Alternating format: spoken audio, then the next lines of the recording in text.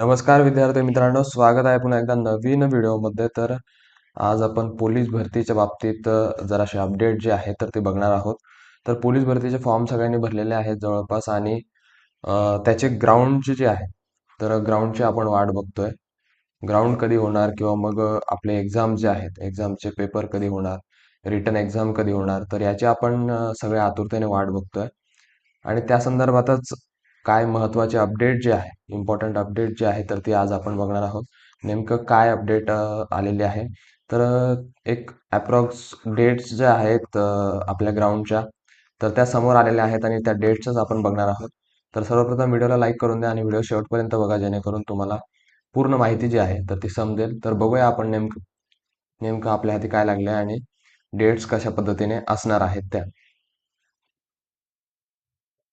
तर आपण 22 तारखेचं लेटर जर बघितलं, मुंबई हे लेटर जर बघितलं, तर त्यामध्ये त्यांनी मेन्शन केलंय की पोलीस भरती शिपाई 2024-25 व्हिडिओ कॉन्फरन्सिंगद्वारे बैठक आयोजित करण्याबाबत.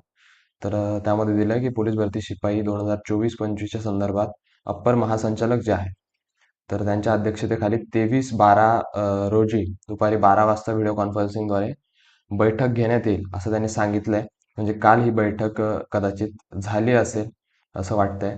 तर त्या बैठकीचंच हे पत्र आपल्याला दिसतंय, म्हणजे त्या संदर्भात बैठक सुद्धा झाली आणि अजून दुसरं जे आहे, तर त्यावरून आपल्याला पोलीस भरतीचं जे ग्राउंड आहे तर त्या संदर्भात माहिती मिळते. तर ती एक PDF आपल्याकडे आहे, तर ती PDF आपण बघून घेऊया, जेणेकरून आपल्याला त्या ग्राउंडच्या संदर्भात माहिती जी आहे तर ती मिळेल. हे पत्र आपल्या समोर आहे. छत्रपती संभाजीनगर जे पोलीस अधीक्षक ग्रामीण यांचं कार्यालय, तर त्यांच्या मार्फत हे पत्र जे आहे तर ते रिलीज झालंय. आणि विषय जर आपण बघितला, तर पोलीस अधीक्षक छत्रपती संभाजीनगर ग्रामीण आस्थापनेवरील पोलीस शिपाई भरती 2024-25च्या अनुषंगाने पूर्तता अहवाल सादर करण्याबाबत. तर बैठकीनंतर 23 तारखेला जी बैठक झाली, तर 23 तारखेच्या बैठकीनंतर हे पत्र जे आहे तर ते रिलीज झालंय. आपण इथे बघू शकतो 23 तारखेचं हे पत्र आहे. आणि त्यामध्ये जर आपण बघितलं की उपरोक्त विषयास अनुसरून कळवण्यात येते की 53 रिक्त पदे जी आहेत तर ती भरण्यात येणार होती, आणि त्यासाठी 20 जानेवारीपासून शारीरिक मैदानी चाचणी सुरू होण्याची शक्यता आहे. म्हणजे शक्यता यांनी ऑलरेडी दिलेली आहे की 20 तारखेपासून जे आहे तर ग्राउंड सुरू होऊ शकणार आहेत. 20 जानेवारीची शक्यता त्यामध्ये वर्तवलेली आहे.